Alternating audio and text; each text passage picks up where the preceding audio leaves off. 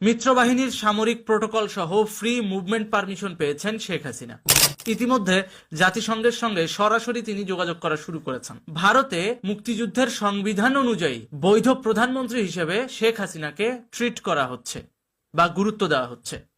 একই সাথে যে জিনিসটা করা হচ্ছে সেটা হচ্ছে ভারতের প্রেস ক্লাবে বঙ্গবন্ধু সম্মেলন কেন্দ্র নামে আলাদা একটা সম্মেলন কক্ষ শেখ হাসিনার জন্য বরাদ্দ দিয়ে দেওয়া হয়েছে, যেন তিনি জাতির উদ্দেশ্যে ভাষণ দিতে পারেন। একই সাথে বাংলাদেশের কূটনৈতিক ইস্যু নিয়ে জাতিসংঘের সঙ্গে পরামর্শ শেষে তিনি যেন প্রেস ব্রিফ করতে পারেন, এজন্য আলাদা একটা সম্মেলন কক্ষ তাকে দিয়ে দেওয়া হয়েছে। শেখ হাসিনা ওখানে আশ্রিত থাকলেও এখন ভারত সরকার তাকে টেকনিক্যাল স্টাফ সহ সামরিক পদমর্যাদা সম্পন্ন সব ধরনের সুযোগ সুবিধা এবং প্রোটোকল সবই দিচ্ছেন।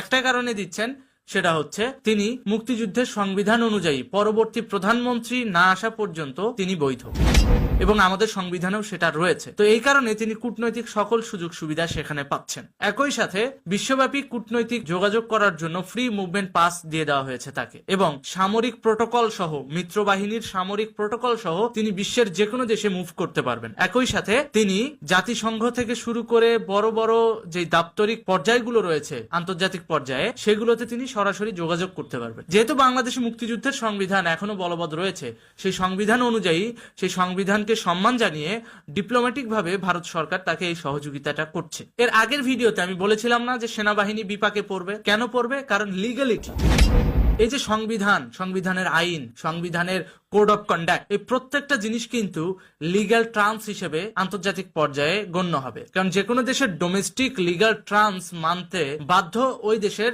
সেনাবাহিনী। এখন বাংলাদেশে যদি আন্তর্জাতিক পর্যায় থেকে শান্তিরক্ষা মিশনের সদস্যরা বা প্রতিনিধি দলরা এসে সেনা প্রধানের কাছে লিগ্যালিটি বা ট্রান্স এন্ড কন্ডিশন সম্পর্কে জানতে চায়, সে কিন্তু আটকে যাবে। কারণ ৭২-এর সংবিধান অনুযায়ী পরবর্তী প্রধানমন্ত্রী না আসা পর্যন্ত বৈধ প্রধানমন্ত্রী হিসেবে শেখ হাসিনা এখনো বলবৎ। তাহলে তিনি কেন বাংলাদেশে তার দাপ্তরিক কর্মকাণ্ড পরিচালনা করতে পারছেন না? এই বিষয়টা নিয়ে কিন্তু তখন আন্তর্জাতিক মহলে প্রশ্ন উঠবে। আন্তর্জাতিক মহলে এই বিষয়ের ব্যাখ্যা দিতে হবে খোদ সেনা প্রধান এবং প্রধান উপদেষ্টাকে। কারণ প্রধান উপদেষ্টা নামে বাংলাদেশের সংবিধানে কোনো কোড অফ কন্ডাক্ট বা টার্মস এন্ড কন্ডিশনই নাই। এটা বিএনপির একটা রাজনৈতিক দাবি ছিল, নির্দলীয় নিরপেক্ষ তত্ত্বাবধায়ক সরকার দিতে হবে। কিন্তু নির্দলীয় নিরপেক্ষ এই অবৈধ জিম্মিকারী অন্তর্বর্তীকালীন সরকার আসার পর বাংলাদেশের সংবিধানের সাথে তিনি দাপ্তরিকভাবে কনফ্লিক্ট, অর্থাৎ এই অন্তর্বর্তীকালীন সরকার প্রথা বলেন কিংবা এই যে প্রধান উপদেষ্টা পদ বলেন, কোনোটাই সংবিধানে উল্লেখ নাই। তাহলে সে কিভাবে রাষ্ট্রীয় ক্ষমতা পরিচালনা করছেন? এখানে অনায়াসেই কিন্তু ডক্টর ইউনূস আন্তর্জাতিকভাবে ফেসে যাবেন। এখন বলতে পারেন ওই যে ঐতিহাসিকভাবে জুলাই গণ অভ্যুত্থান, এতগুলো লোক মারা গেছে, এই ফুটেজ, এই বিস্তারিত তাদেরকে